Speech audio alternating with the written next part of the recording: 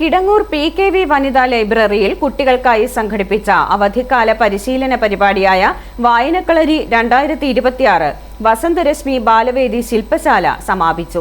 സമാപന സമ്മേളനം Meenachil taluk library council secretary Roy Francis ഉദ്ഘാടനം ചെയ്തു.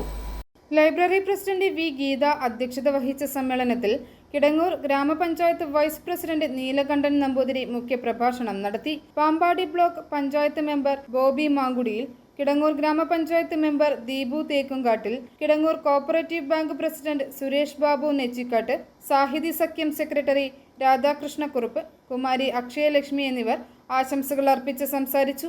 Meenachil taluk library council executive അംഗം CK ഉണ്ണികൃഷ്ണൻ സ്വാഗതം ആശംസിച്ച യോഗത്തിൽ library secretary Sheela Rani VS കൃതജ്ഞത രേഖപ്പെടുത്തി. വ്യക്തിത്വ വികസനം, ഭാഷാ പരിജ്ഞാനം, നേതൃത്വ പരിശീലനം, സർഗവാസന പ്രോത്സാഹനം, പാലിയേറ്റീവ് അവബോധനം, റോഡ് സുരക്ഷാ ബോധനം എന്നിവയെല്ലാം ഉൾപ്പെടുത്തി ഒരു മാസക്കാലം നീണ്ടു നിൽക്കുന്ന ക്യാമ്പാണ് സംഘടിപ്പിച്ചത്. i4 news, Ettumanoor.